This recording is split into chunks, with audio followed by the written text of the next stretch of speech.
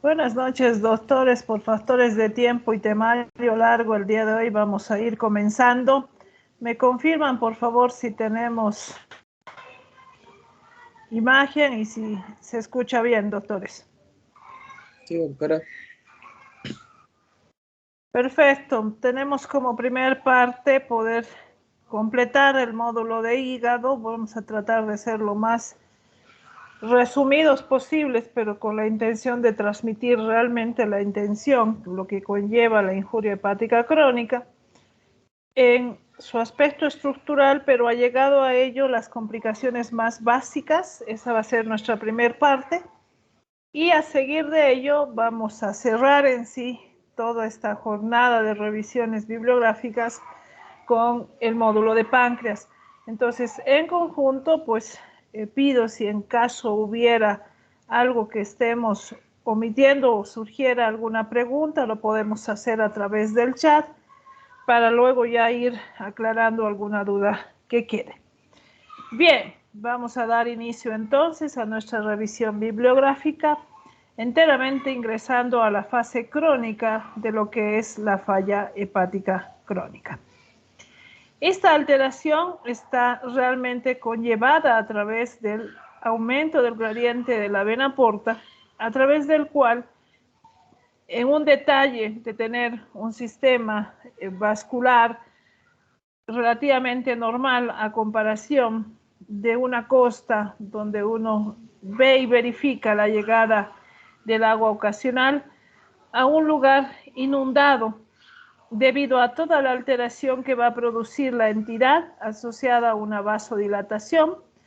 Ello va a reflejar en un sistema circulatorio como si hubiera una volemia, una baja de la volemia efectiva, una disminución de la presión en la filtración glomerular y por ello la aparente carga filtrada de sodio que va a activar una serie de sistemas en el sistema renal que se van a encargar de simplemente mejorar y capturar mayor cantidad de agua y mayor cantidad de sodio.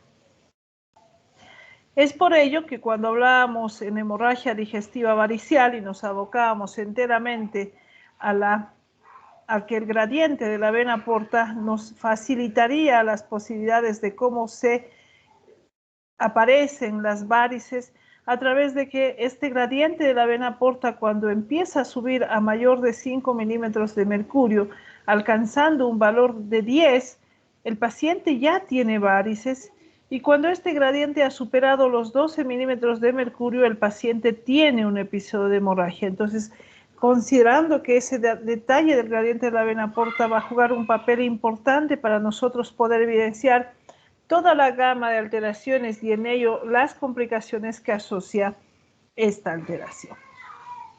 Es así que a través de poder definir el por qué hay un aumento del gradiente de la vena porta, con dos elementos fundamentales como es el aumento de la resistencia que está dado a través de la fibrosis del hígado y el aumento del flujo a través de esta activación de factores que consideran que la volemia ha sido bajada a través de una aparente posibilidad de pérdida, pero no es nada más que dada a través de un proceso de vasodilatación, generan un aumento del flujo y en conjunto ambos van a reflejar el gradiente de la vena porta aumentada. Es así que en ese factor vamos a considerar los colaterales, que son las varices, que también se pueden manifestar en diferentes formas de visualizarse, como es la circulación colateral también. Sin embargo, el detalle de poder zafar el proceso del aumento del gradiente de la vena porta puede estar manifestada a través de el activar o realizar una derivación portosistémica que alivianaría dicha alteración. También es importante considerar que este gradiente entre lo que es la vena porta y la vena cava inferior está en ascenso entre mayor a 2 a 6 milímetros de mercurio, porque los pacientes que desarrollan la hipertensión portal se da a ese mayor flujo portal por la vasodilatación esplásmica y a la mayor resistencia del flujo debido a la distorsión de los sinusoides. Entonces, el conjunto de ambas cosas va a generar y va a reflejarse a través de una serie de complicaciones que puede tener el cirrótico. Es por ello que hoy en día el detalle del valor del sodio sérico es muy importante porque se ha catalogado en los últimos tiempos que una hiponatremia sola podría reflejar el mal pronóstico del paciente y el desenlace fatal del mismo. Sin embargo, también debemos ser conscientes que existe una hiponatremia dilucional en esos procesos en el cual el paciente hace ingresa a la vasodilatación esplásnica y empieza a retener una gran cantidad de agua y sodio, y ahí ello puede terminar reflejándose en una hiponatremia dilucional en la cual la secreción no osmótica, con un deterioro de la excreción renal de agua y factores asociados a ellos, asociados a la reabsorción, van a llevarnos a un dato que es enteramente dilucional, que puede ser reversible siempre y cuando sea tomado y diagnosticado en su debido momento. Es así que cuando uno evidencia y de aquí en adelante identifica a un paciente cirrótico, un paciente de estas características muchas veces es diagnosticado desde el ingreso a la sala de un consultorio por la gama de signos que manifiesta la enfermedad. El cirrótico, en especial el varón, cambia desde la cabeza a los pies, identificando uno ictericia, la hiperpigmentación de área expuesta, las arañas vasculares, la hipertrofia parotídea, que es evidente en el paciente cirrótico, la ginecomastia, la ausencia o disminución del vello axilar, la gran distensión asociada a la citis con la cabeza de medusa, muchos de ellos ya con su hernia umbilical, en la parte ginecológica una atrofia característica de los testículos, un cambio del vello pubiano a una caracterización triangular, y finalmente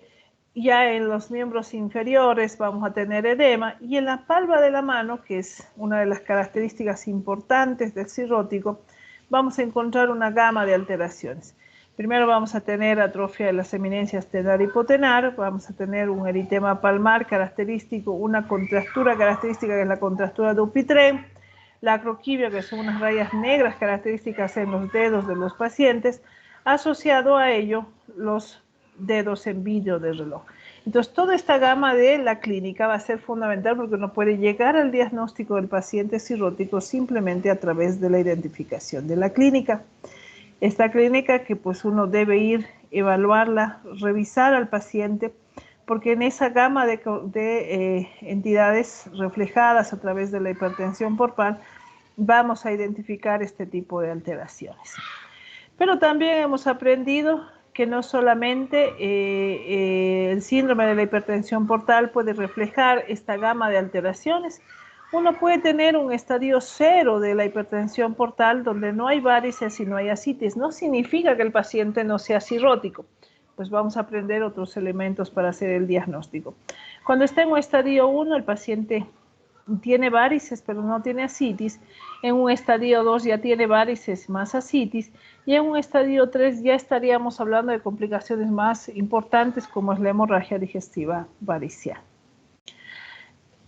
Dentro de esta forma de evidenciar al paciente cirrótico, ya desde hace muchos años, cuando se implementa en la gama del manejo de los pacientes hepatópatas el trasplante hepático, surgen algunos scores, y el score de Child-Pugh fue uno de los primeros scores asociados para poder identificar cuáles de nuestros pacientes surgían un trasplante hepático y a través de qué recomendación iría. Esta entidad asocia una gama de alteraciones propias de la cirrosis, como es el tiempo de la protrombina, la bilirrubina, la albúmina, la ascitis, la encefalopatía hepática, conllevando a una numeración de 1 a 3, y en su sumatoria se subclasifica en A, B y C, a través de que entre 5 a 6 puntos es A, de 7 a 9 puntos es B y de 10 a 15 puntos es C. Es por ello que cuando uno hace y hoy en día asume este score para un riesgo de morbimortalidad, uno puede aseverar que un estadio A, un Child A, un paciente puede vivir más del 90% a 5 años. Pero cuando uno asume un CHL-C, hoy en día sabemos que ni el 32% de los pacientes superan los 14 meses de sobrevida cuando han alcanzado un CHL-C. También existe el MEL modificado, uno de los entes mayormente utilizados y de mayor efectividad para catalogar la urgencia de un trasplante hepático. Es un score que hoy en día usted entra al sistema en red y puede llenar los datos y automáticamente se lo identifica. Bueno, vemos que hay un diagnóstico clínico con sus diversas características. Vamos a ver que existe diagnóstico laboratorial y también existe el diagnóstico por imagen. Dentro del laboratorio, la gama de alteraciones asociadas propias del hígado o por las complicaciones asociadas al hígado, vamos a ver que se va a producir una alteración del hepatograma. Habíamos visto que las transaminasas pueden aumentar a un valor menor a 5 veces el valor normal. Podemos tener una prolongación del tiempo de protrombina, podemos tener alteraciones de la bilirrubina con muy alta frecuencia de índice de elevación de la indirecta, con FAL y gamma que no repercuten en la funcionalidad, pero a ello se va a asociar una hipoalbuminemia con una mejor forma de definición, una inversión de la albúmina globulina con una permanencia normal de la proteinuria.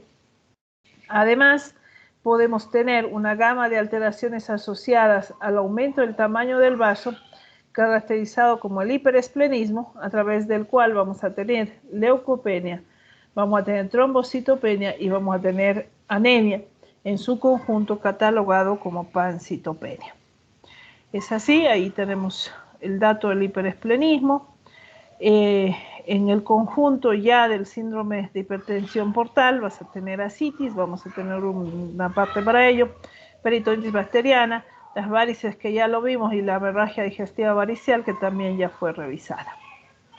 Dentro de los exámenes complementarios, antes de pasar a ascitis, que ya es una de las complicaciones, es importante entender que la ecografía abdominal es uno de los estudios complementarios ampliamente utilizados en el diagnóstico de estos pacientes. ¿Qué es importante saber de la parte de la ecografía?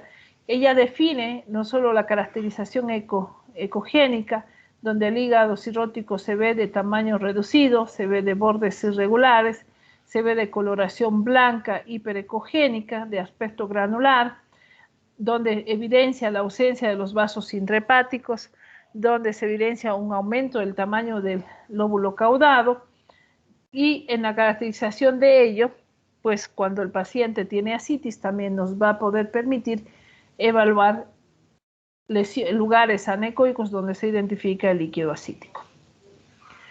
¿Qué es importante saber de la ascitis? El desarrollo de la ascitis suele ser el primer signo de descompensación. Entonces estamos hablando ya de episodios de descompensación en el cirrótico. La mayoría de los pacientes cirróticos se asocian a un mal pronóstico con una probabilidad de sobrevida a 5 años menos del 50% una vez que ha aparecido la ascitis. Dentro de la patogenia, la existencia de la hipertensión portal determina la aparición de la disfunción circulatoria responsable de todas las complicaciones. La disfunción circulatoria se inicia con la aparición de una vasodilatación arterial sistémica, principalmente localizada en territorio esplásnico. Esta vasodilatación de dos tipos. Primero se relaciona con el aumento secundario del influjo de la microcirculación esplásnica, que se condiciona con un incremento en la formación de linfa, o a través del aumento de la presión capilar, que es la permeabilidad esplásnica. En segundo, se va a relacionar con la aparición de una hipovolemia efectiva, en consiguiente descenso de la presión arterial, lo que va a determinar la activación del sistema de vasopresores y retenedores de sodio y agua a nivel de la circulación. En el dato de esta activación del sistema renina-angiotensina-aldosterona, del sistema nervioso simpático también y del sistema antidiurética. Ambos eventos, actuando simultáneamente, van a conducir a la formación continua de ascitis y posteriormente a una medida progresiva de hipertensión portal, donde van a ir apareciendo las otras complicaciones asociadas al aumento del gradiente de la vena porta. En un resumen, tienes disfunción circulatoria en su patogenia debido a aumento de la presión de la vena porta, vasodilatación esplásnica, hipotensión arterial, estimulación de vasopresores de la presión, activación del sistema renina-angiotensina natriurética y antidiurética, con vasoconstricción renal en los territorios no esplásnicos, con retención de agua y sodio, con ascitis y edema y un deterioro del agua libre llevando a la hiponatremia. Aunque se han propuesto numerosos agentes vasodilatadores como responsables de la vasodilatación esplásnica, el más importante parece ser el ácido nítrico. Estudios recientes sugieren que la generación de productos bacterianos secundarios a la translocación bacteriana a linfóidos mesentéricos estimularía la síntesis de las citoquinas, la que jugaría un rol primordial en la patogénesis de la vasodilatación arterial y la disfunción circulatoria propia de la cirrosis.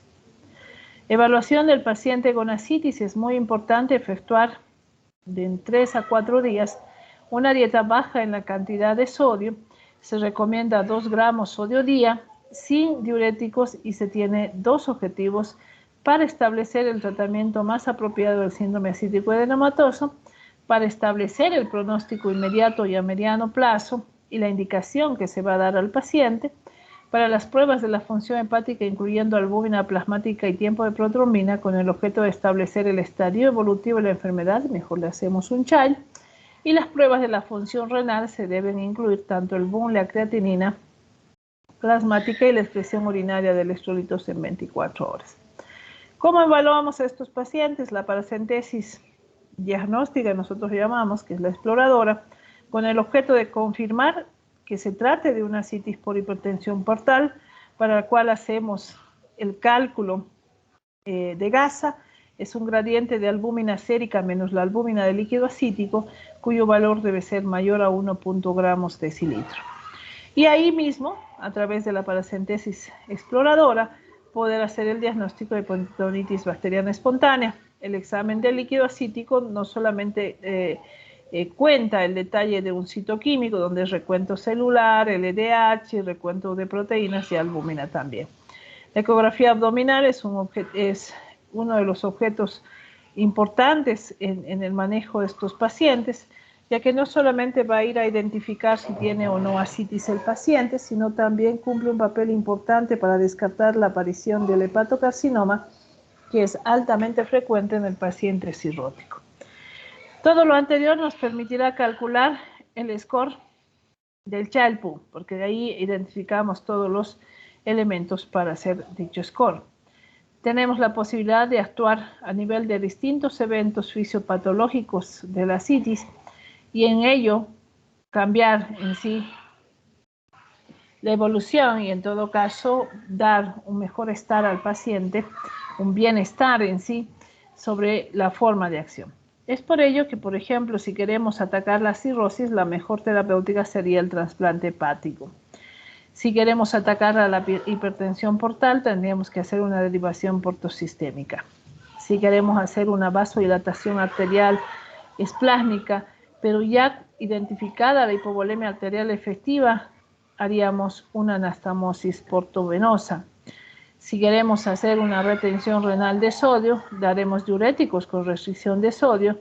Y si queremos atacar directamente a la ascitis, haremos una paracentesis terapéutica o evacuadora.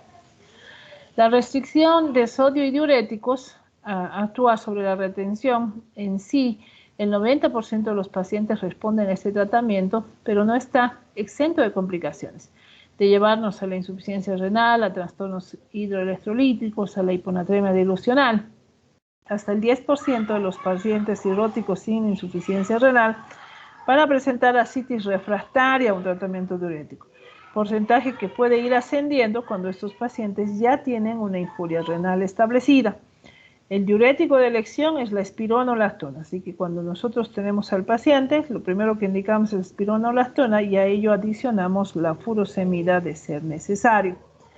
¿Cómo dar y cómo recomendar el tratamiento a través de los grados de ascitis? La ascitis en un grado 1 es escasa, solo detectable a la ecografía, y la recomendación es dieta hiposódica, eventualmente una dosis de espironolactona a 50 miligramos día. En un grado 2, que oscila entre los 3 a 6 litros, que es detectable clínicamente, se recomienda la espironolactona aislada si la excreción urinaria de sodio es mayor a 10 miliequivalentes día. Si es inferior y el boom es normal, debe asociarse a una furosemida, y así usas 40 de furo y usas espironolactona 100 miligramos día.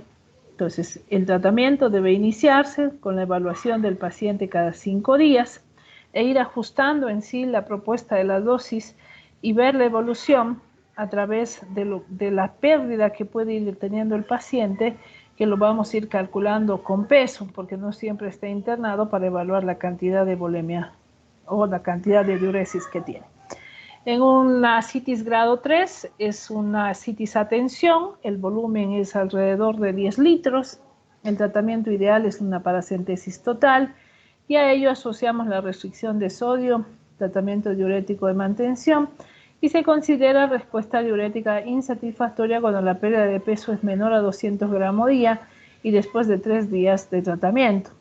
Entonces esto es mucho más complejo para el área especialista, pero no significa que no la podamos realizar.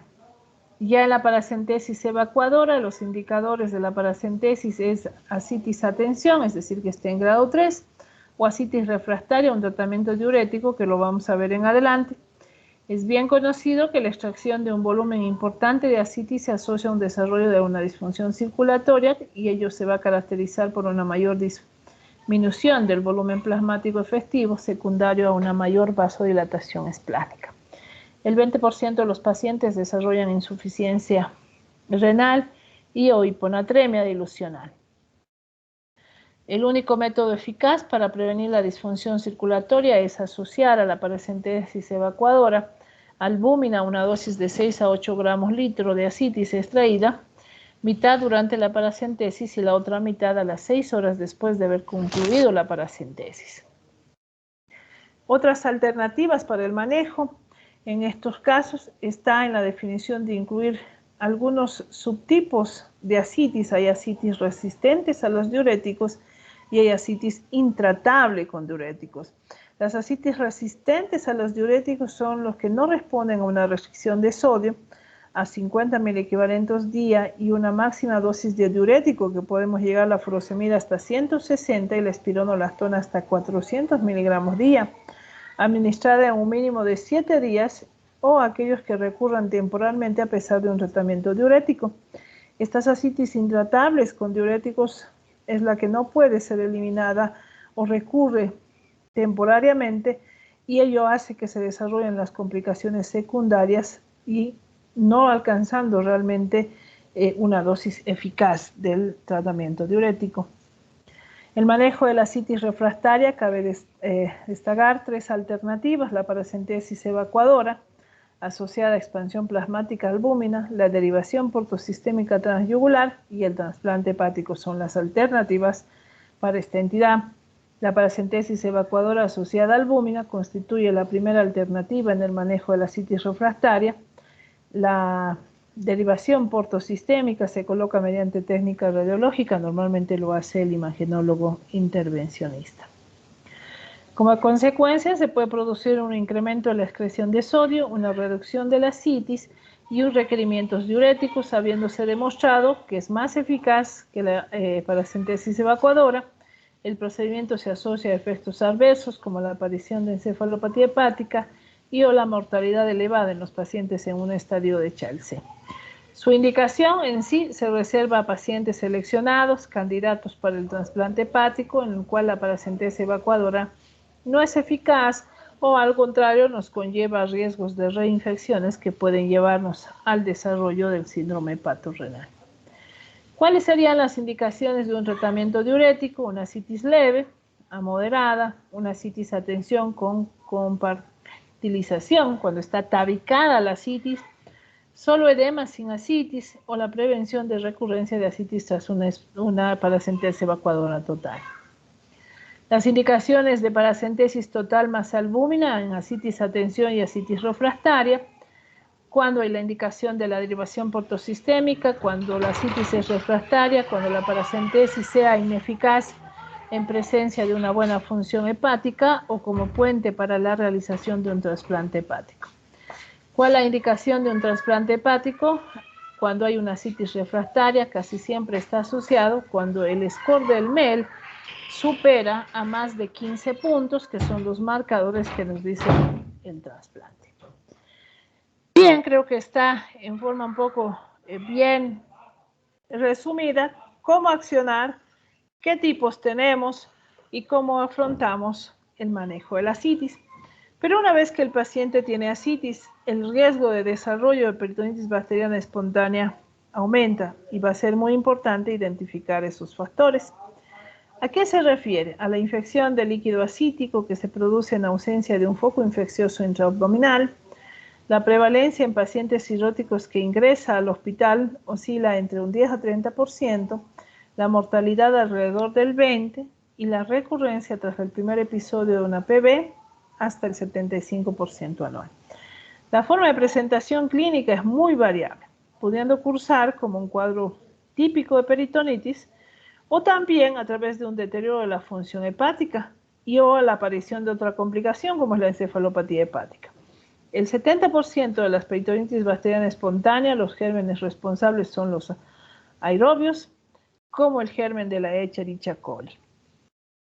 Se basa en sí a través de un recuento diferencial, el examen citoquímico del líquido ascítico y del cultivo del mismo obtenido a través de una paracentesis evacuadora o diagnóstica.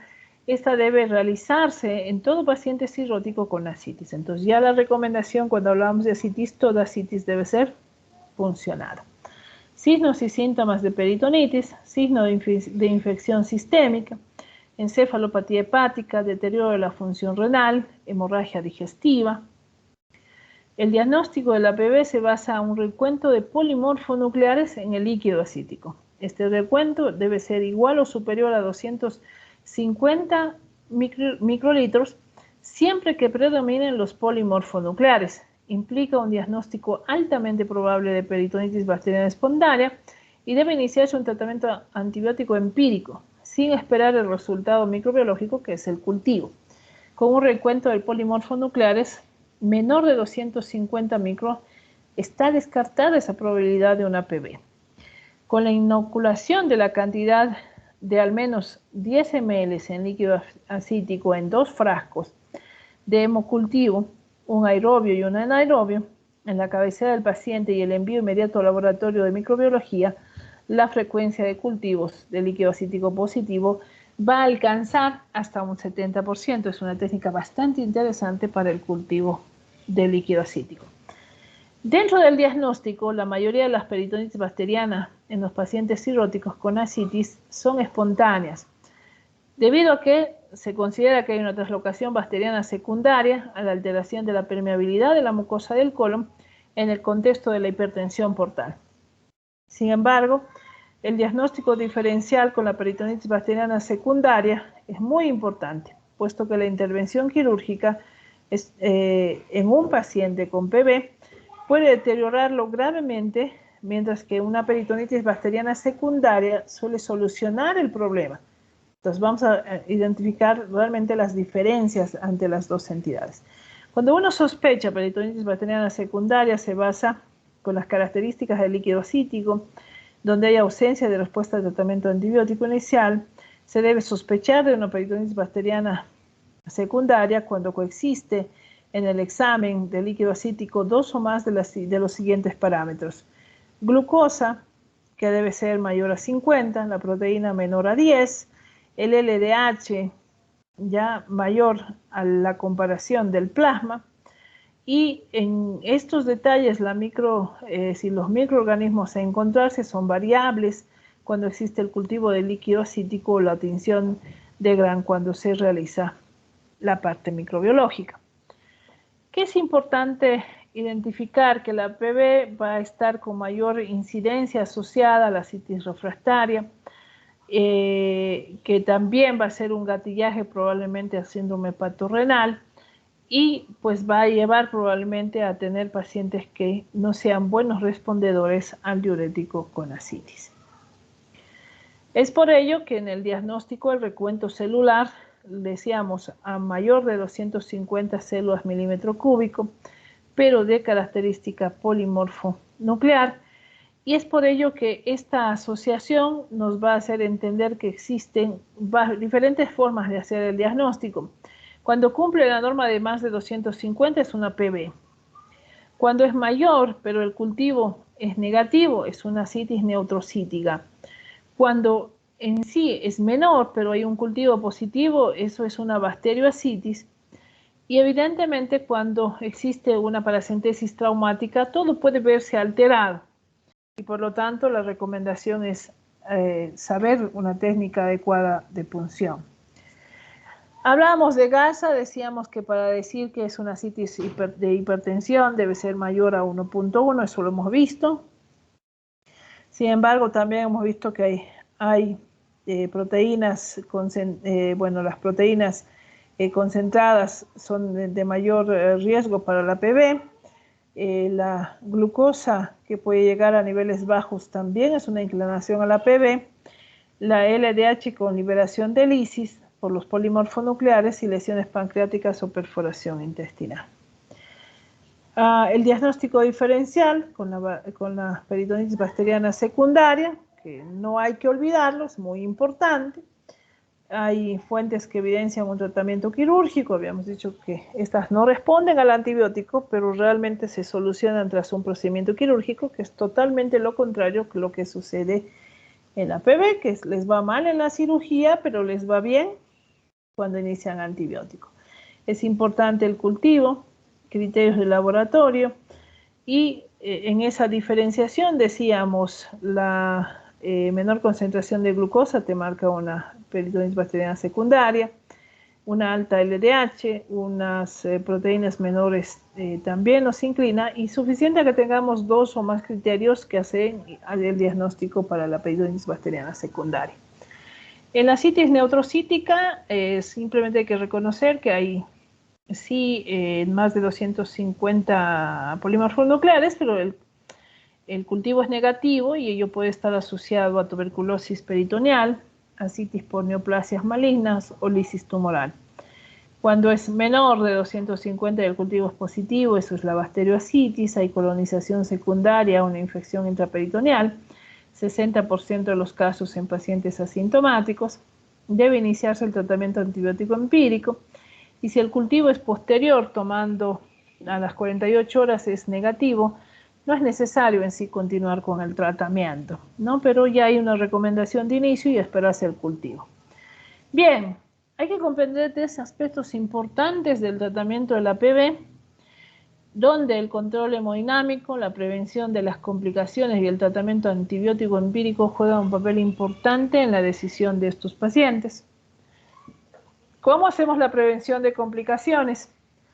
Es importante saber que la enfermedad se asocia con frecuencia al deterioro de la función hepática y renal. El 30% de los pacientes con PB presentan un deterioro de la función renal. Este deterioro es un factor predictivo de elevada mortalidad. La administración en sí de albúmina 1.5 gramos kilogramo peso el primer día y 1 gramo kilogramo peso el tercer día nos podría ayudar a prevenir el deterioro de la función renal y mejorar la sobrevida intrahospitalaria de estos pacientes. Se recomienda su uso en aquellos pacientes con mayor riesgo de desarrollo de insuficiencia renal, donde, por ejemplo, el BUN es mayor a 30 miligramos de decilitro, la creatinina es mayor a 1 miligramo de decilitro, y los niveles séricos de bilirrubina aconsejable que no deberían subir entre esos valores de 3 a 4, que son importantes para nosotros tomar las medidas de prevención de complicaciones. ¿Cuándo decides un tratamiento antibiótico empírico? Debe iniciarse de forma inmediata cuando el recuento de los polimorfonucleares es mayor a 250.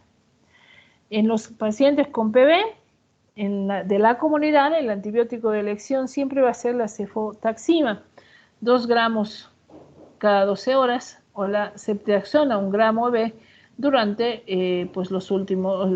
un mínimo de 5 días.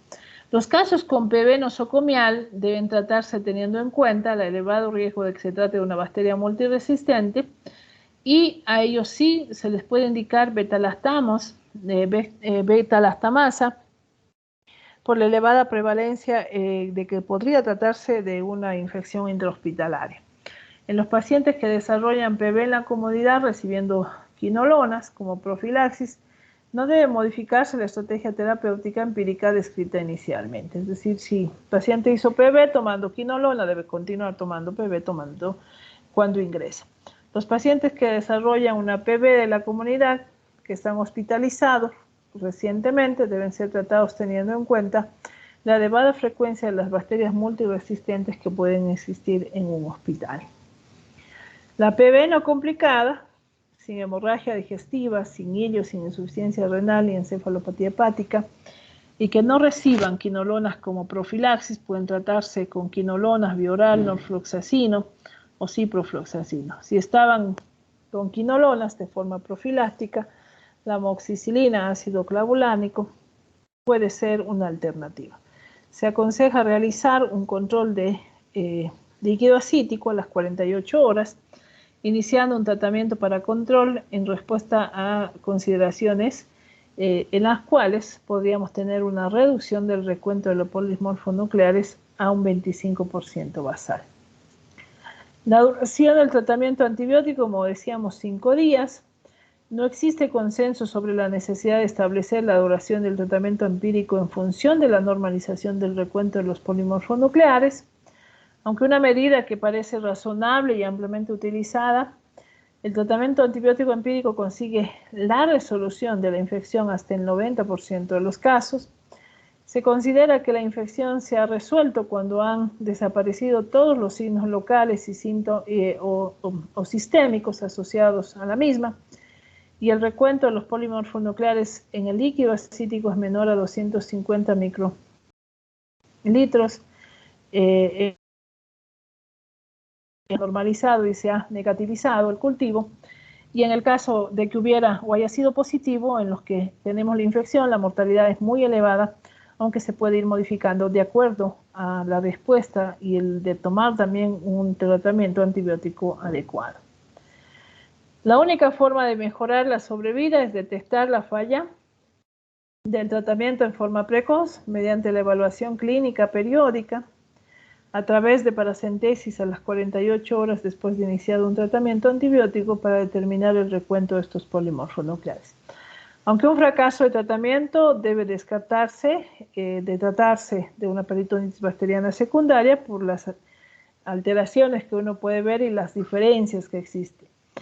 La profilaxis de la PV es un factor predictivo de elevada mortalidad a mediano plazo. Existen metaanálisis que han demostrado que una profilaxis tiene una buena relación costo-beneficio y mejora la sobrevida, retrasa las indicaciones de trasplante hepático y además distingue también dos subgrupos de pacientes.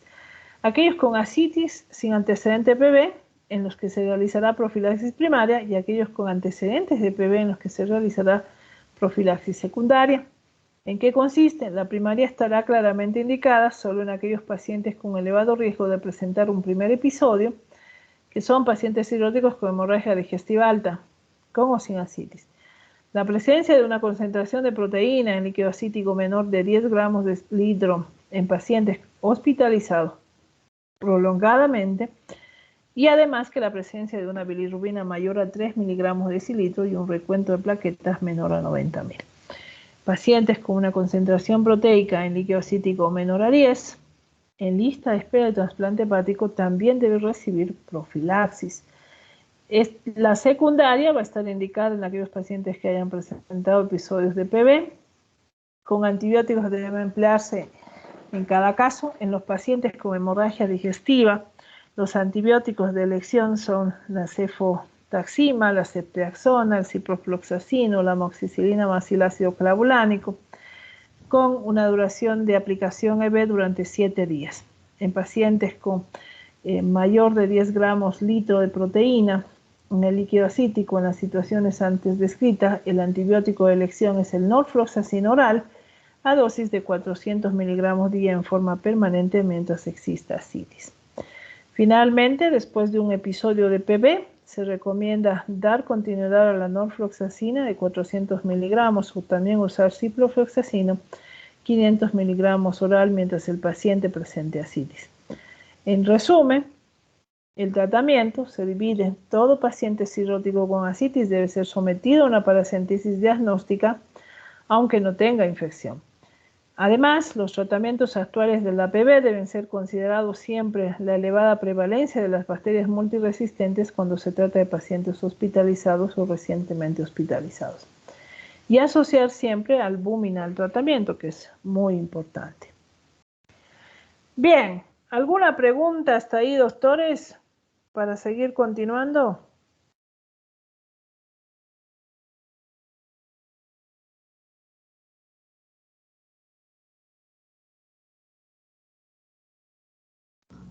No, Perfecto. Vamos a ir cerrando en sí esta parte del módulo, viendo lo que va a ser síndrome hepatorrenal, un poco aclarando los cambios que ha habido en los últimos años respecto a la asociación con el AKIN, que es una clasificación de la injuria renal aguda. Sin embargo, la han tratado de asociar como el AKIN del cirrótico con una intervención, pero vamos a hacer la revisión del síndrome primero. Y finalmente vamos a cerrar con la encefalopatía hepática, que son marcadores importantes de complicaciones a saber qué es lo que debemos hacer afrontando al paciente. Es importante saber que este síndrome hepatorenal va a aparecer en cirrosis hepática avanzada y con hipertensión portal grave, debido a que la perfusión renal en pacientes cirróticos con ascitis sin insuficiencia renal se mantiene dentro de los límites normales gracias a la existencia de un equilibrio entre el sistema vasoconstrictor activado, que son los sistemas renina-angiotensina, natriurético y antidiurético, y los sistemas vasodilatadores renales, donde está el óxido nítrico y las prostaglandinas. Este síndrome se desarrolla cuando la activación de los sistemas vasoconstrictores va a superar el mecanismo de los vasodilatadores, y lo que conduce a ello a una vasoconstricción renal y a una reducción del filtrado glomerular. Y ahí está el detalle por qué aparece todo el problema.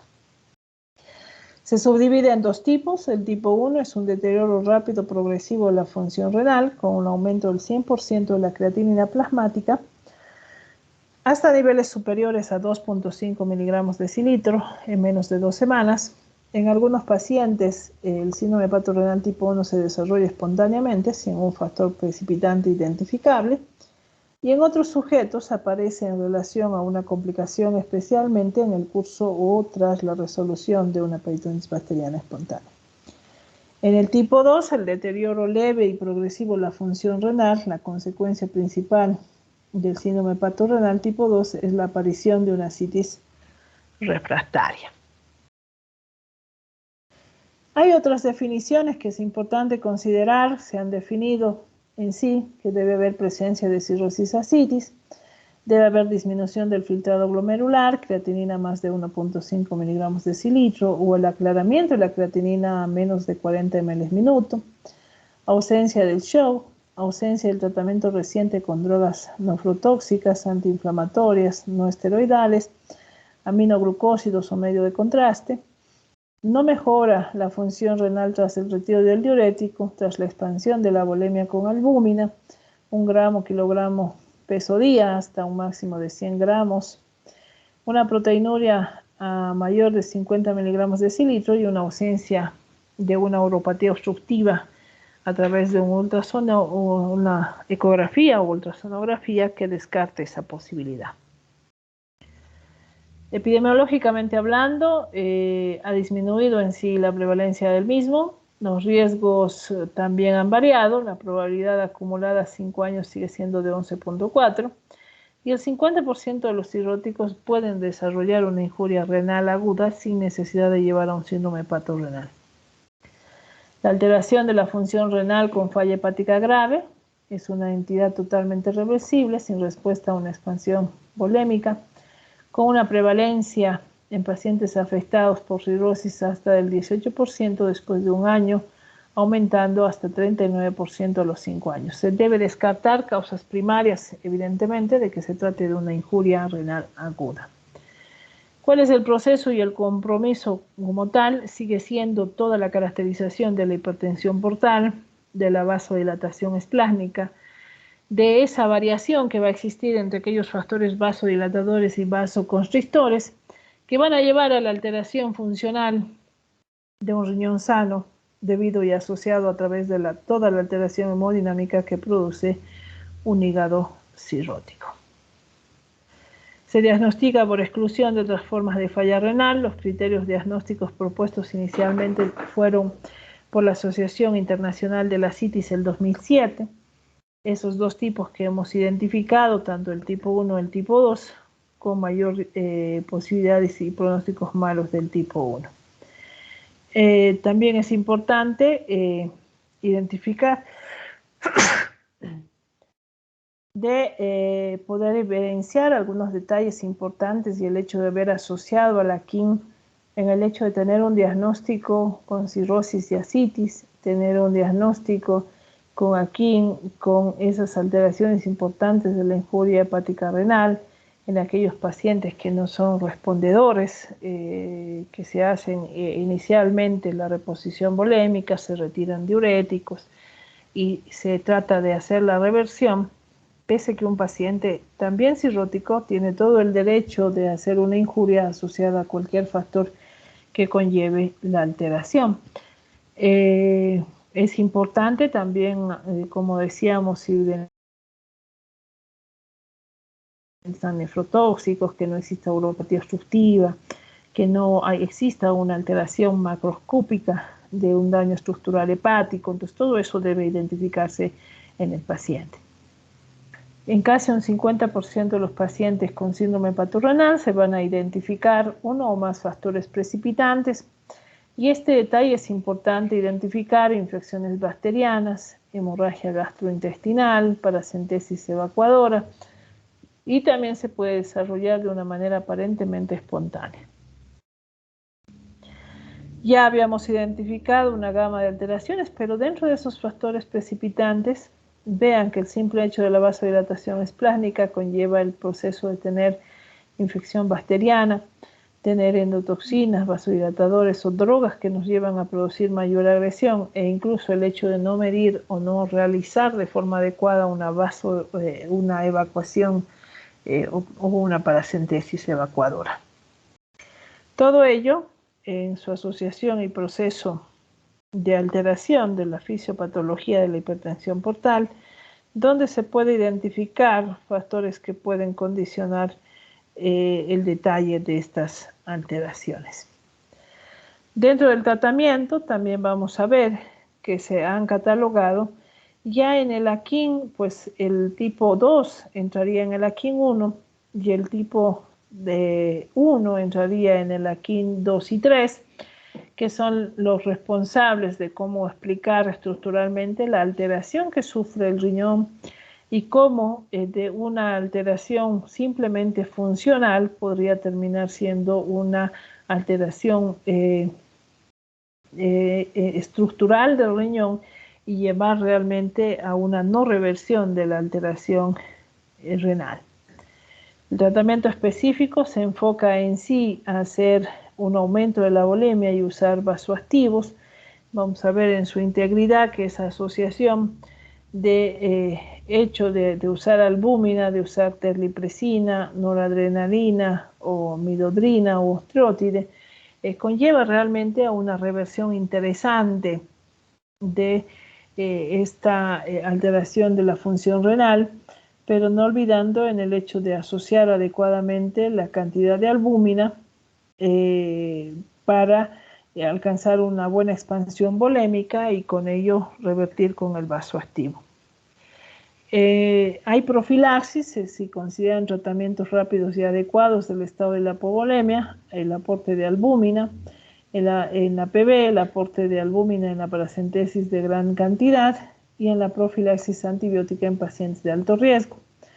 Es importante que el líquido acítico bajo en proteínas menos de 15 gramos decilitro, que haya una insuficiencia hepática avanzada con un CHARL mayor a 10, una bilirrubina mayor a 3 y un sodio sérico menor a 130, y una creatinina mayor a 1.2 miligramos decilitro. El primer paso, como decíamos, es evaluar si existe o no una infección que pudiera ser el desencadenante de esta falla e iniciar el tratamiento.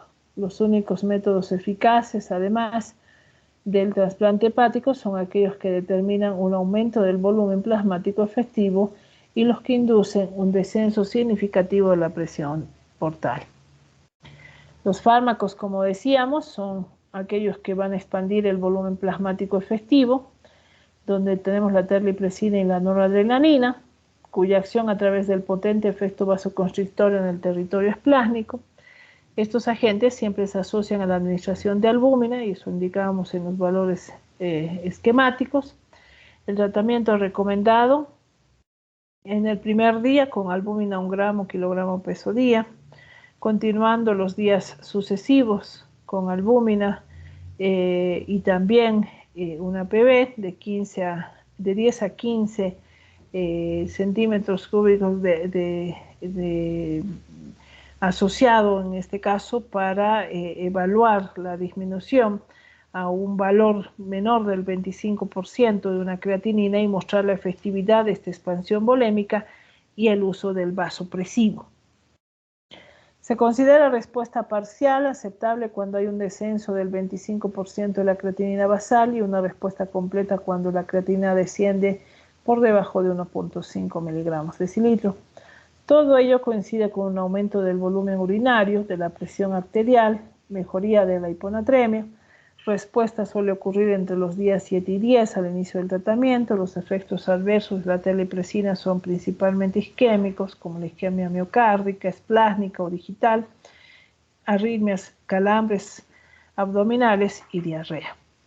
Las alternativas en el manejo del síndrome hepatorrenal son la derivación portosistémica, que como decíamos actúa a través de un descenso de la hipertensión portal y ello disminuiría en sí la sobrecarga y todo el proceso de la vasodilatación esplásmica y la vasoconstricción renal. Finalmente, el tratamiento de elección es el trasplante hepático de forma priorizada. Es cierto que estos pacientes con tipo 1 entran realmente, ascienden a una espera pronta para ser uno de los primeros candidatos a recibir el trasplante hepático. Bien, cerrando en sí esta primer parte de las revisiones que vamos a tener, vamos a hablar un poquito de una de las complicaciones también de la parte cirrótica, que es la encefalopatía hepática, con sus nuevas incluso definiciones en la gama de alteraciones que puede tener esta entidad, pero vamos a tratar que sea entendible y razonable. Cuando uno habla de la encefalopatía hepática, se nos viene a la mente de que está habiendo probablemente una serie de alteraciones en los aminoácidos circulantes que van a ser la glutamina y los aminoácidos de cadena ramificada. Se la define en sí como una disfunción psiquiátrica neuronal, pero con una característica importante que es reversible, ¿no? Entonces, ese parámetro hace que un paciente estando en un estadio de coma podría revertir la situación y despertar en las pocas horas tras iniciado el tratamiento. Entonces, la definición marca que es un síndrome neuropsiquiátrico complejo reversible que aparece en pacientes con enfermedad hepática aguda o crónica, se produce como consecuencia de la incapacidad del hígado para la detoxificación de ciertas sustancias con actividad cerebral. No se conoce la sustancia o las sustancias que provocan la alteración, pero sí se conocen algunos conceptos y definiciones que van a ser importantes conocerla. El paso, por ejemplo, sabemos que tiene su origen en la parte intestinal, porque ahí comemos las proteínas y ahí se genera la degradación de las mismas. El primer paso de estos productos intestinales con toxicidad cerebral se debe a dos mecanismos. la alteración de la función hepatocelular y la presencia de las colaterales portosistémicas. Ambos mecanismos permiten que la sangre intestinal llegue al cerebro, sin haber sido depurada por el hígado, y como existe una gran posibilidad de atravesar la barrera hematoencefálica, vamos a tener manifestaciones asociadas a este pase. La aparición de la encefalopatía hepática en un paciente se debe a la presencia de 3 tipos de factores. Hay factores predisponentes, hay factores determinantes y hay factores precipitantes. Entonces, en esta gama de alteraciones es importante identificar paso a paso cuál de los factores estamos evidenciando para que un paciente debute esta enfermedad. Debe tenerse en cuenta que no todas las alteraciones del sistema nervioso central en estos pacientes indican la existencia en sí de encefalopatía hepática, sino que deben descartarse otras causas de disfunción cerebral también que puede tener el paciente cirrótico. Factores predisponentes. La insuficiencia hepatocelular y la presencia de colaterales portosistémicos son factores imprescindibles para que se produzca la encefalopatía hepática. La insuficiencia hepática aguda grave es el paradigma de la inclusividad del primer factor, mientras que en una cirrosis hepática y una anastomosis portocava, la derivación de la sangre intestinal por la presencia de colaterales portosistémicas parece tener un papel muy importante. No se ha identificado con claridad los factores determinantes de la encefalopatía hepática. La lista de anomalías o posibles tóxicos cerebrales es amplia. Es probable que el amoníaco sea el factor más importante de la patogenia en la encefalopatía hepática. Existen numerosas evidencias clínicas y biológicas que apoyan esta aseveración. La importancia de la medición, el amoníaco en la sangre son muy discutidos hoy en día. No hay una recomendación clara respecto ni siquiera al diagnóstico y la vigilancia de la reversión del mismo. La correlación entre los niveles arteriales de amoníaco y el grado de la encefalopatía no es buena y clínicamente no es útil tampoco. La toxicidad del amoníaco se debe a cambios intracerebrales secundarios a su metabolismo y de preferencia reflejan realmente con exactitud las alteraciones neuropsiquiátricas que vamos a ver en el paciente. Factores determinantes: pacientes con cirrosis hepática avanzada tienen un descenso de los aminoácidos de cadena ramificada, ahí está la valina, la leucina y la isoleucina, y un incremento de los aminoácidos aromáticos, donde es la tirosina, la fenilanina y el triptófano. Este desequilibrio va a facilitar la entrada al cerebro de los aminoácidos aromáticos que favorecen la producción de los neurotransmisores falsos con acción inhibitoria, tales como va a ser la ostopanina o la beta-fenalanina. La ausencia de un efecto terapéutico claro de los aminoácidos ramificados y los resultados contradictorios con diferentes dosis como la ostopamina o que cuestionan esta teoría. ¿Cuál es la manifestación? ¿Cómo nosotros vamos a evidenciar que tenemos un paciente que está frente a una encefalopatía hepática y tendríamos que tomar una acción terapéutica? En una encefalopatía hepática aguda o subaguda es la que aparece de forma brusca o de manera subaguda en el curso de una semana. En aguda o la subaguda recurrente se caracteriza por la aparición de episodios muy ocasionales. Hay una duración o una intensidad variable, pero con normalidad absoluta de los intervalos. En la recidivante se caracteriza por episodios sucesivos durante meses o años, aunque con medidas adecuadas que pueden ser reversibles o controlables. En una crónica, que es permanente, tiene una evolución de curso oscilante en intensidad y habitualmente es progresiva e irreversible, sin intervalos libres de signos o síntomas. Este tipo de encefalopatía hepática se suele presentar en pacientes con cirrosis hepática y un elevado grado de anastomosis portosistémica, ya sean espontáneos o por procedimientos derivativos quirúrgicos, con anastomosis postocava o mesocava y no quirúrgica, el TIF y la derivación portosistémica transyugular o intrahepática. La encefalopatía hepática mínima es aquella que solo se detecta mediante exploraciones complementarias, son scores y a veces equipos especiales para hacer el diagnóstico de la misma. Pero para comprender mejor, para entender cuál es persistente y episódica, vamos a definir la misma como déficit cognitivo.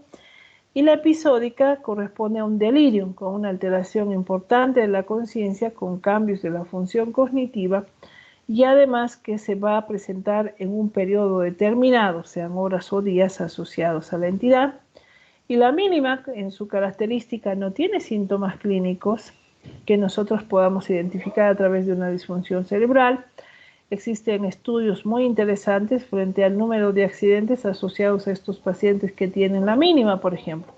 Entonces son probablemente alteraciones no identificables al examen físico, pero que en la realización y en la actividad del paciente pueden ser verificables. Hay una probable combinación entre una encefalopatía metabólica, una atrofia cerebral. Los mecanismos exactos que causan la disfunción cerebral en el paciente con infuria hepática no están bien definidos. El amoníaco, como habíamos indicado, podría ser uno de los factores importantes que se convierte en un aminoácido que atraviesa la barrera hematoencefálica y ahí se generan las alteraciones neuropsiquiátricas. Dentro de esa epidemiología, cuando ya tienes un cirrótico, la posibilidad de llegar a esta encefalopatía es de un 10 a 14%, hasta un 21% en los pacientes que ya están descompensados, es decir, ya tienen ascitis, hasta un 50% en aquellos que han recibido un tratamiento con derivación portosistémica, y los números acumulados indican que puede ocurrir hasta un 30 a 40% en pacientes con cirrosis en algún momento del curso del ciclo normal de la enfermedad. Sin embargo, ese análisis de tener los aminoácidos que se generan en el intestino no pueden llegar a la parte hepática, no pueden degradarse a urea para ser eliminados por la parte renal, pues terminan convirtiéndose en aquellos neurotransmisores o formadores de otro tipo de neurotransmisores inhibitorios y consecuentemente llevándonos a la manifestación clínica de estos pacientes. Es por ello que ellos se subdividen en tres tipos: el tipo A, que se da en las hepatitis aguda; el tipo B, en aquellos pacientes que han sido o se han realizado una derivación portosistémica; el tipo C, en el paciente cirrótico; y ahí está la episódica, la persistente y la mínima. Entonces son las clasificaciones asociadas a la entidad. Pero además de ello, con las características importantes de en quiénes y cuáles son los factores que describen para nosotros dar esa caracterización en estos tipos. En el enfoque diagnóstico, la historia, si es posible, un historial completo se debe tomar para establecer si existe una causa precipitante u otra causa de alteración en el estado mental. El examen completo en búsqueda de signos de factores u otras causas de alteración del estado mental precipitante. Los hallazgos físicos de la cirrosis pueden incluir ictericia, ascitis, eritema palmar, edema, telangiectasias. El 17% de los pacientes tienen déficits focales en el momento del examen físico. Es por ello que estos factores que precipitan son importantes identificar, porque una de las medidas en el manejo te indica: identifica el factor, trata el factor para la reversión. Ahí está dieta rica en proteínas, la constipación, la hemorragia digestiva, infecciones, ya sean PV, urinaria, neumonía, transfusiones sanguíneas, alteraciones hidroelectrolíticas. Está la alcalosis en caso de una disfunción de amonio. Está la deshidratación, cuando existen algunos efectos asociados a restricción de fluidos, diuréticos, paracentesis excesiva o diarrea secundaria. La hipotensión arterial, hemorragia gastrointestinal, dilatación vascular periférica, la hipoazoemia arterial o la anemia, que también es un factor. En la activación central, uso de benzodiazepinas. En los represores del sistema nervioso, uso de drogas psicoactivas. En el metabolismo de toxinas, el shunt portosistémico, que puede ser espontáneo, quirúrgico o intrahepático transyugular. El hecho del metabolismo de las toxinas, que reduce la disminución de la reserva funcional, un daño progresivo del parénquima hepático y un hepatoma. Cuando uno hace el examen físico, identifica alteraciones importantes como es la asterixis, la hiperreflexia, la disfunción neuromuscular, la hiperventilación, muchas veces el fetor hepático y una manifestación infrecuente que es la parapesia espástica que también puede presentar el paciente. En el diagnóstico decíamos que es enteramente clínico. Existe la exploración complementaria que puede ser un electroencefalograma con sus diversas alteraciones, pero no característica en sí. Las pruebas psicométricas, que son las más ampliamente utilizadas, existe una gama de estas pruebas donde le puede hacer escribir al paciente, hacer una serie de diagramas para hacer el diagnóstico. La terminación de sangre o líquido cefalorraquídeo, que es realmente una meta no alcanzable en el paciente cirrótico debido ya a la alteración del tiempo de la protrombina y las plaquetas, que en un paciente cirrótico no haríamos una punción lumbar, pero que también tiene sus características para el diagnóstico. Dentro de ello, es muy importante y vital hacer el diagnóstico diferencial con las encefalopatías metabólicas que se presentan en la hipoglicemia, en la alteración hidroelectrolítica, en la hipoxemia, en la uremia, en la cetoacidosis, en aquellas tóxicas donde el alcohol, la intoxicación aguda, el síndrome de abstinencia, el huernil, drogas psicoactivas, salicilatos o metales pesados son muy importantes, lesiones intracraneales o alteraciones neuropsiquiátricas también, que es muy importante identificarlas. Debe hacerse siempre el diagnóstico diferencial.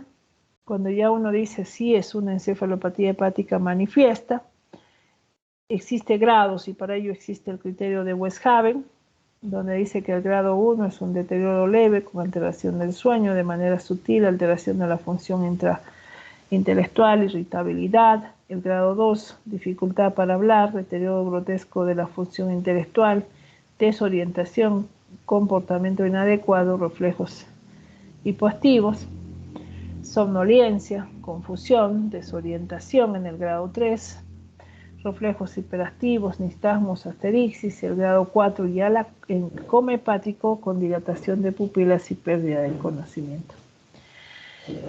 No se hace el hallazgo anatomopatológico, pero es importante identificar que quienes lo hacen, que identifican en estos pacientes que podría aparecer una hepatitis en curso fulminante, ahí sí biopsiamos el hígado, pero en aquellos pacientes con enfermedades hepáticas crónicas que cursan con episodios frecuentes de encefalopatía hepática suelen absorberse un aumentado número y tamaño de astrocitos protoplasmáticos, que sería ideal poder tener, pero una gran mayoría solo se hace por autopsia.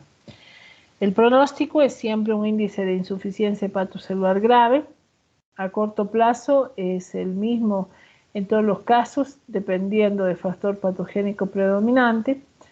En aquellos pacientes con injuria hepática aguda y encefalopatía hepática aguda espontánea, los cirróticos son los que implican el peor pronóstico, tienen un alcance de mortalidad del 50% a los 6 meses.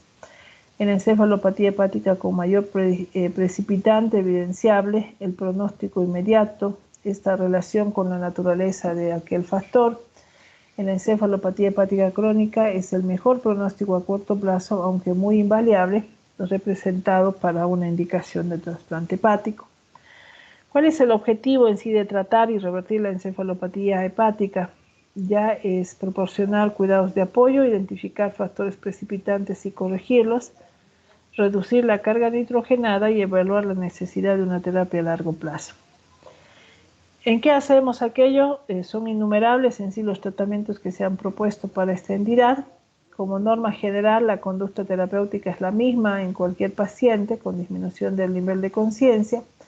En los episodios de encefalopatía hepática se aconseja adoptar las siguientes medidas: Pacientes con encefalopatía hepática grado 3 y 4 deben ser hospitalizados a una unidad de cuidados intensivos y una ventilación mecánica. La insuficiencia hepatocelular y la presencia de colaterales portosistémicas son factores predisponentes o necesarios para que se produzca. Es importante identificar el factor que es precipitante.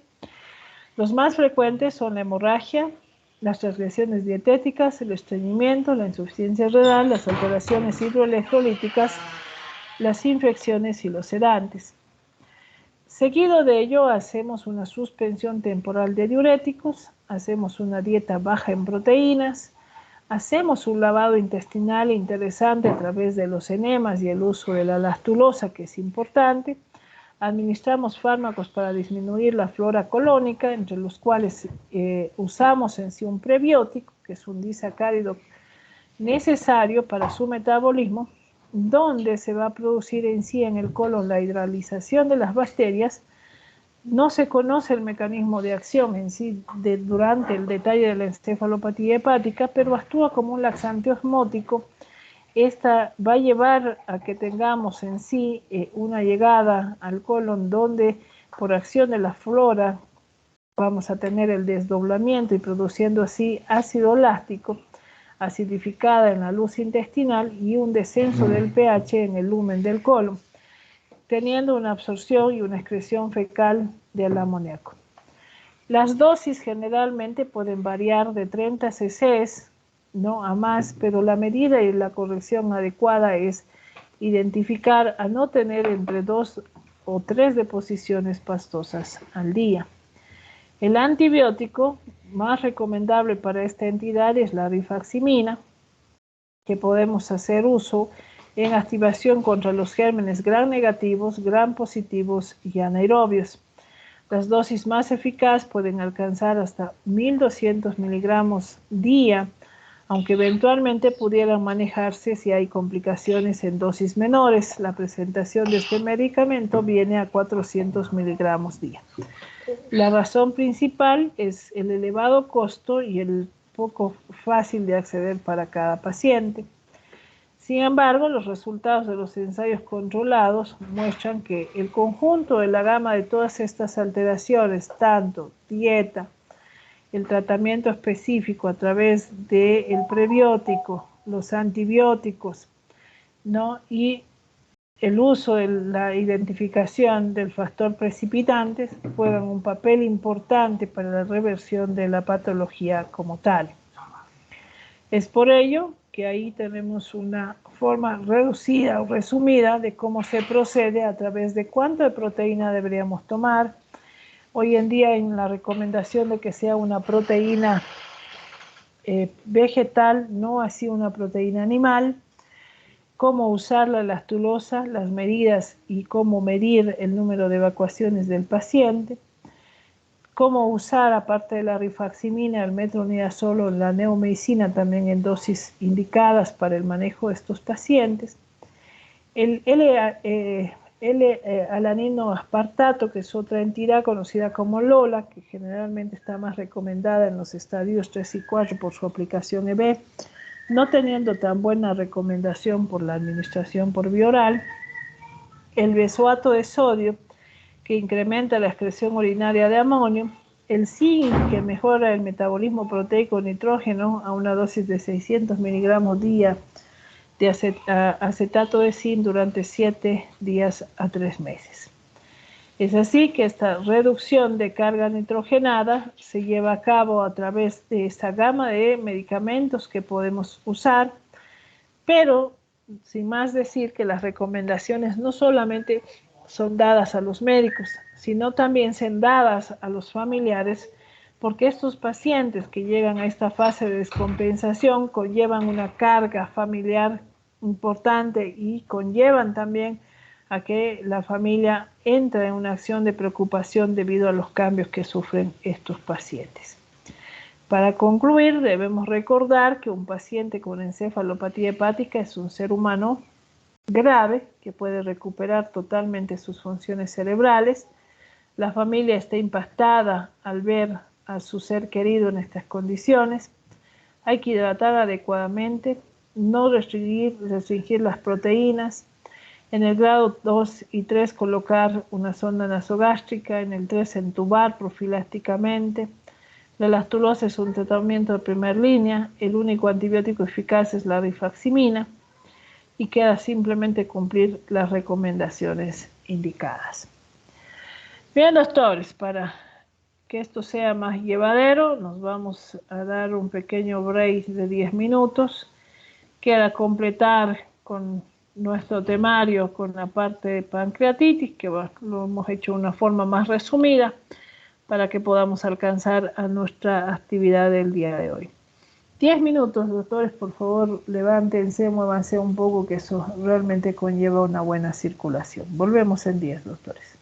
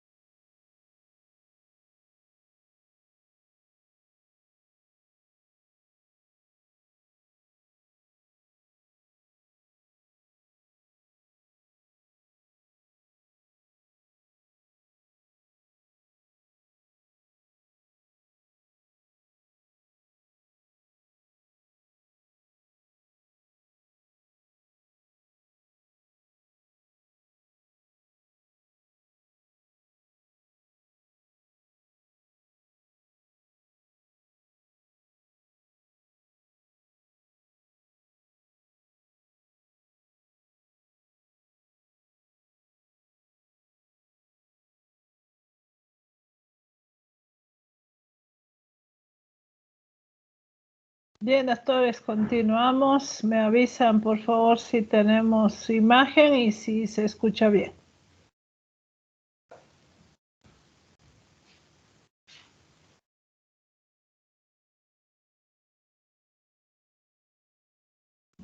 Sí, Doc, se ve. Perfecto. Bien, vamos a dar en sí el cierre a todas nuestras revisiones. Estamos entrando al módulo de páncreas para solamente abarcar lo que va a ser la pancreatitis aguda, con las características importantes, con 3 delineamientos que es importante aclarar como introducción al tema. Vamos a ir a identificar las causas, vamos a aprender a hacer el diagnóstico. Después del diagnóstico hay que estratificar al paciente si es grave o leve. Y finalmente enmarcar un tratamiento que vamos a aclarar cuáles son de importancia del manejo inicial. ¿Cómo se define? Es un proceso inflamatorio agudo que se desarrolla sobre una glándula pancreática normal, sana, ya que vamos a tener también pacientes con pancreatitis crónica con reagudizaciones. Clínicamente se caracteriza por presentar una gama de alteraciones asociadas a la inflamación como distensión, hilo metabólico, dolor, náuseas, vómitos, siendo habitual que se resuelve tras la restitución morfológica y funcional del páncreas. Dentro de las causas más importantes vamos a identificar a la causa biliar, la litiasis, y una causa no biliar que va a ser el alcohol con una de sus entidades de mayor frecuencia.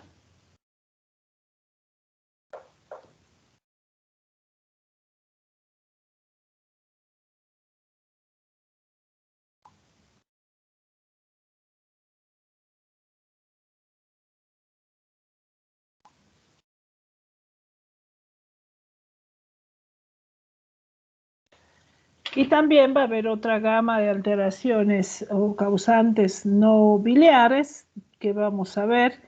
Dentro de ellas, la idiopática sigue siendo una incógnita ante la asociación, aunque muchos estudios han determinado que no hay una idiopática, más al contrario, hay una de causa microlitiásica. En la edad pediátrica, dentro de las causantes más importantes está la traumática y también de algunas enfermedades sistémicas asociadas, que es un ente y un grupo muy especial de asignación de causa. ¿Qué otras causas tenemos? Tenemos el hipertrigliceridemia, trigliceridemias mayores a 400 terminan siendo ya factores, posquirúrgicas, tras obstrucción del conducto pancreático, tumoral, páncreas diviso o anular, fármacos, la citioprina, la furosemida, los estrógenos, las tetraciclinas, infecciones especialmente en pacientes con injuria hepática, sí, con PBBS, pacientes que viven con el virus del SIDA, que van a tener asociaciones interesantes. Sin embargo, dentro de nuestra población, la ascaridiasis es un factor importante para esta entidad. Tenemos las entidades endoscópicas, post-RCP, ya sabemos que la CEPRE es una entidad terapéutica, no así diagnóstica, y pues ahí es donde vamos a evidenciar ciertas alteraciones. Tenemos las metabólicas, las asociadas a los trasplantes, alteraciones estructurales, al embarazo, a las toxinas, a las colagenosis, como el lupus, a las porfirias agudas intermitentes, como había indicado. Es una gama, las etiologías no biliares, que tras uno ir descartando las posibilidades más comunes, luego termina asociándose y buscando las entidades menos comunes. Y como habíamos dicho, las idiopáticas, hoy en día muy discutidas, ya que muchas de las catalogadas idiopáticas se termina identificando en sí microlitiasis en vía biliar. ¿Qué es importante saber de la epidemiología? Que una gama de las entidades termina siendo leve, el 80%, y un 20% restante termina siendo grave. La mortalidad por pancreatitis aguda leve es generalmente baja, pero la asociada a la grave realmente puede ascender hasta el 30%. La mortalidad asociada por necrosis varía de la cantidad del compromiso de la necrosis y si la necrosis está estéril o no, y puede ocurrir en pancreatitis de causa biliar 1 en 1000, y también puede tener una asociación al embarazo con alta posibilidad de recurrencia. La fisiopatología no deja de enmarcar la activación de la autodigestión a través de que las enzimas pancreáticas, debido a que hay factores de oclusión mecánicos o factores de oclusión funcional, de igual manera nos van a llevar realmente a una activación de las enzimas pancreáticas y una autodigestión de la glándula. Es por ello que es muy importante y valioso hacer el diagnóstico, para el cual se nos enmarca que existen 3 criterios importantes a considerar: el clínico, el laboratorial y el por imagen. Dentro del clínico vamos a ver que el paciente tiene dolor, un dolor de ciertas características que aparece en epigastrio, se irradia en hemicinturón o en cinturón hacia la región lumbar, pero además, debido a que se produce un hilo metabólico, el paciente va a tener distensión abdominal asociado a náuseas y vómitos. Dentro de la exploración física, el paciente puede estar febril, puede tener taquicardia, taquipnea, hipotensión, histericia si está asociado a un proceso litiásico o de oclusión de vía biliar. Algunos signos que son muy poco frecuentes, como es el síndrome de Cullen y Grant-Turner, y el paciente en estado de choque. Esos son los signos. Su posibilidad de aparición es menos del 1% en región periumbilical y en el flanco derecho. El otro criterio es el criterio laboratorial, independientemente de la alteración que vaya a tener el hemograma o el hepatograma. Lo que interesa dentro de esta evaluación es la enzima pancreática. La amilasa es una de ellas, cuyo valor debe estar elevado más de 3 veces el valor normal. Es muy sensible, poco específico, porque también se puede producir en otras alteraciones como infartos mesentéricos, porque también se produce en el intestino, en el ovario, en las parótidas. Entonces, por ende, no es específico del páncreas, además que va a alcanzar una normalización a las 48 horas después de un pico a las 24. El más sensible es la lipasa, también con un valor mayor de 3 veces el valor normal, cuya duración es más hasta de 5 días. Otros factores asociados: el péptido activador del tripsinégino, no hay disponible en el medio, un ciastaulí, que tampoco lo tenemos en el medio. Cerrando como marcador el criterio de imagen la ecografía, porque es lo que primeramente hacemos a todos los pacientes, vamos a identificar que también por imagen podemos tener una asociación. Tenemos el páncreas en forma de un cono de teléfono volcado, tamaño de la cabeza 20 milímetros, tamaño del cuerpo 20 y tamaño de la cola 18 milímetros. Todo aquello que el imagenólogo lo reporte a mayor de ese tamaño es pancreatitis aguda. Para hacer el diagnóstico, lo único que tiene que hacer es tener 2 de esos criterios. Siempre el clínico, no puedes tener pancreatitis sin clínica. Es clínico más laboratorial o clínico más imagen, o también los 3. Es importante hacer diagnóstico diferencial debido a esto que hemos enunciado, que la amilasa también puede ser producida en otros órganos: perforación de víscera, colecistitis aguda, isquemia mesentérica, embarazo ectópico, infarto de miocardio, apendicitis o diverticulitis. Existen algunos parámetros importantes, aislados, clínicos, que nos hacen plantear realmente el riesgo de severidad. Los clínicos, a través del estado del CIRS, los signos o peritonitis. Los bioquímicos, la PCR sola, que puede marcar su elevación a más de 150 miligramos decilitro a las 48 horas. o una hemoconcentración persistente a más de 44% en más de 24 horas. Pero lo más importante también a considerar es algunos otros factores como la edad, la obesidad y la dislipidemia asociados a un mayor riesgo realmente de complicación. Sin embargo, vamos a hacer revisión de algunos criterios clínicos bioquímicos. Vamos a hablar de Ranson y Glasgow, de Apache y de un score radiológico que es Baltasar. Ranson se ha caracterizado en los últimos tiempos de ser uno de los métodos más usados debido a su integración y su división de las entidades causantes biliares y no biliares, donde va a tener criterios al ingreso y a las 48 horas. Al ingreso el biliar edad 70, glicemia 220, DLH 400, aspartato 250 y leucocitos 18.000. En las no biliares, solo mayores de 55, glicemia a 200, LDH a 350, aspartato 250 y leucocitos mayor a 16.000. A las 48 horas, muchos de los criterios se comparten: disminución del hematocrito, calcio, déficit de base, aumento del boom. Pero el secuestro es diferente: 4 litros para uno, 6 para el otro, y un PO2 menor a 60, que es para ambos. Dentro de los criterios de Ranson, no solamente medimos el puntaje, ya que el puntaje a mayor de 3 nos dice que es grave, sino también hacemos un análisis de el grado de mortalidad a más de 6.50%.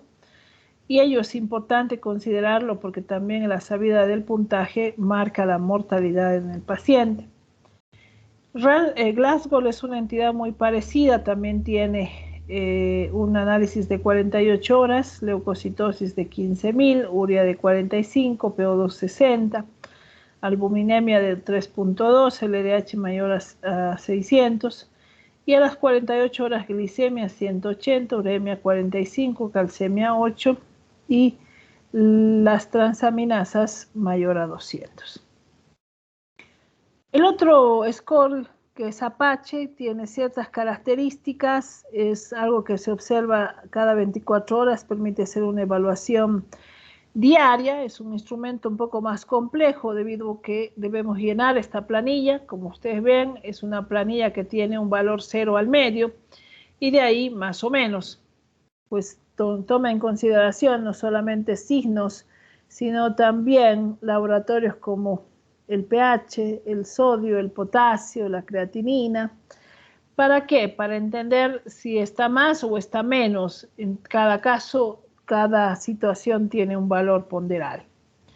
VISAD es un score reciente, se hace a la par del paciente, sencillo, menos específico, e igual, con 3 puntos indica severidad, mide el boom, la alteración del estado mental, el CIRS, la edad de mayor de 60 años y el derrame pleural. Bien, esos son en sí los 4 scores. ¿Qué es importante? Que cuando nosotros tenemos un paciente ya diagnosticado pancreatitis, vamos al score, el score te dice grave o leve, pero cuando el score te dice grave, te está aperturando a tener que ir a realizar un estudio más sofisticado como es la tomografía. Sin embargo, hay que aclarar que uno puede hacer una placa de tórax al ingreso que mostraría la asa centinela, debe hacer una placa de tórax para ver el derrame pleural izquierdo, hacemos la ecografía, esa siempre la hacemos, y de ahí ya pues identificamos algunos estudios que pueden ser importantes para el manejo de estos pacientes. Como decíamos, la placa, nos podemos entrar la asa centinela, el de tórax, el derrame pleural, la tomografía importante no solo para el diagnóstico y la evaluación, sino también la detección de complicaciones y para la guía de algún procedimiento intervencionista.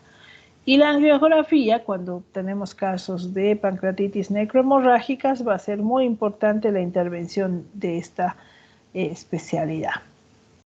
La resonancia, casi cuando solo tenemos dudas respecto a ciertos manejos, es que se autoriza y se realiza. ¿Cuáles son las indicaciones cuando es una pancreatitis grave? Cuando no hemos logrado hacer el diagnóstico, porque puede pasar, en muchos pacientes no logramos completar criterios, y cuando el paciente tiene una mala evolución. Entonces, esas son las indicaciones. ¿Para qué? Para ir a buscar y hacer una clasificación que tiene las letras del abecedario del A, B, C, D y E sobre las características del páncreas por tomografía. Páncreas normal. A, el B es aumento del tamaño focal o difuso. El C es la inflamación de la grasa peripancreática. El D, la presencia de una colección. Y el E, dos o más colecciones. El indicador pronóstico siempre está regido a través de la necrosis. Si no hay, pues es poco la probabilidad de mortalidad, pero si hay, depende del porcentaje, mayor a 30 o menor al 30%, para medir el riesgo de mortalidad y morbimortalidad. Tratamiento de desdebridamiento quirúrgico. Es importante saber, y hoy en día ya no se hacen los procedimientos quirúrgicos tempranos, debido a que conlleva un alto índice de mortalidad. También vamos a ver que existen complicaciones mediatas, es decir, entre las 2 a 3 semanas de iniciado el proceso podemos tener la formación de abscesos, que no son nada más que colecciones purulentas que deben ser drenadas, tienen o no tienen a veces aire, sin embargo debe cumplir la regla de 4, debe medir una pared mayor de 4 milímetros y el tiempo debe ser mayor a 4 semanas de evolución. Para hacer en sí hay que hacer un drenaje que puede ser transgástrico, puede ser percutáneo, puede ser quirúrgico. El pseudoquiste es otra complicación mediata. Vamos a ver una gran colección de contenido líquido sobre una falsa pared, que es un tejido de granulación y fibrosis. Ya igual debe cumplir la regla de 4, sin embargo, la posibilidad de una reabsorción de estos casos es hasta del 50% en su evolución, pero el drenaje puede ser transgástrico, percutáneo o quirúrgico. Bien, una vez que hemos hecho el diagnóstico, hemos estratificado la entidad, hemos identificado la causa, pues es valioso indicar que la función del médico general es hacer un buen aporte hemodinámico, calmar el dolor al paciente y decidir sobre el manejo de la vía oral. Entonces, por ende, esos 3 puntos van a ser importantes y recalcados a lo que ustedes deben hacer. La reposición de la volemia es de 4 a 6 litros. Generalmente se usa la solución fisiológica o el ringerlactato. Para calmar el dolor, hoy en día contamos con una gama de medicamentos de aplicación EB. Tenemos paracetamol de aplicación en vena, que es muy potente, es muy bueno, pero a veces estos pacientes con intenso dolor requieren realmente la utilización de opiáceos, que pueden ser la morfina o la meperidina, dependiendo la indicación, pero también hay que saber que la morfina aumenta la presión del esfínter de Oddi, así que en pacientes que tienen entidades no pueden ir. La necrosis, pues el hecho de asumir un manejo de profilaxis antibiótica solo está recomendada con presencia de necrosis. Sin ello, sigue siendo la recomendación de identificación del germen e iniciación del tratamiento. Les decía el manejo de la vía oral, que es importante también para el médico general, pues es importante saber que a los 4 días del ayuno persistente, uno puede llegar ya a la activación del catabolismo, y con ello activar una gama de destrucción de proteínas musculares y tener una sobrecarga renal, y entonces el paciente desarrolla injuria. Entonces, ¿cuál es la recomendación? Esperar probablemente, si no hay tránsito intestinal, hasta el 4.º día, de existir ya el tránsito intestinal, la recomendación indica iniciar nutrición precoz especialmente y en su gran mayoría enteral. Si no se puede dar por vía oral directo, habrá que colocar una sonda e iniciar el tratamiento.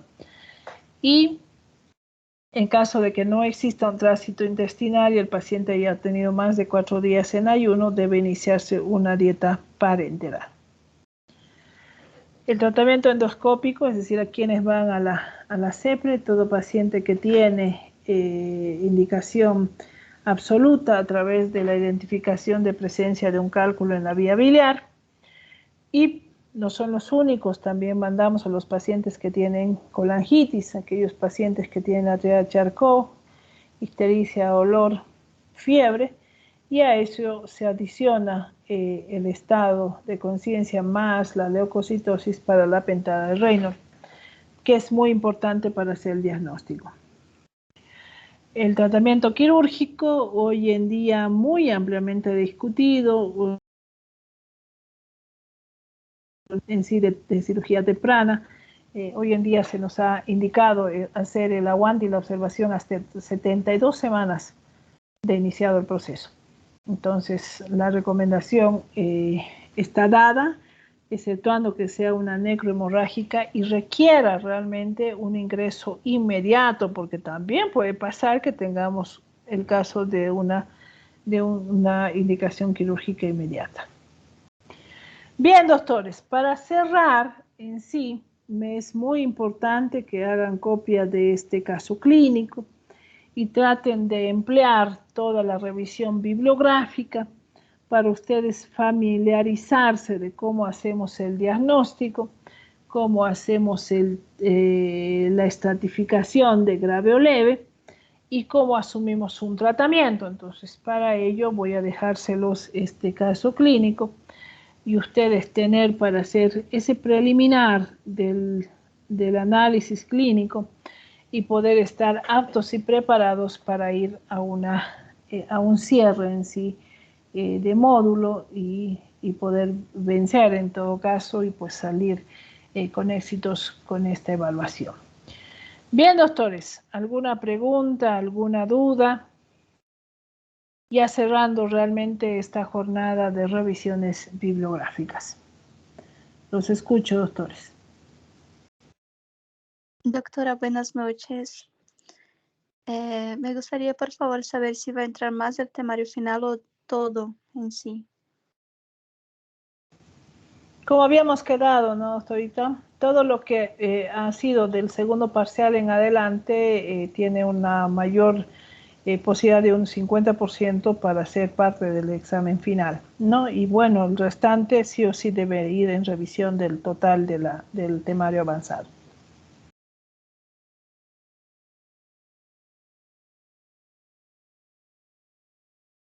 Gracias, doctora. Bien, ¿alguna otra observación?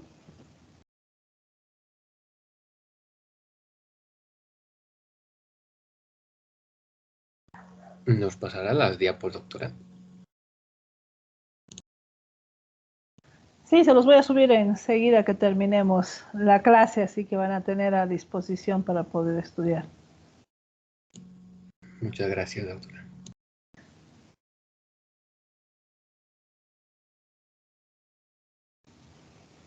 Bueno, yo debo agradecer a todos ustedes el aguante. Fue toda una experiencia poder nuevamente implementar esta estrategia y consideramos que con ello vamos a alcanzar realmente buenos niveles y una mejor capacitación para ustedes. Yo, pues nada, desearles los mejores éxitos, continuar en esta linda carrera que han decidido tomar y pues terminar siendo siempre aquellos médicos de bien al cual el paciente viene y nos busca.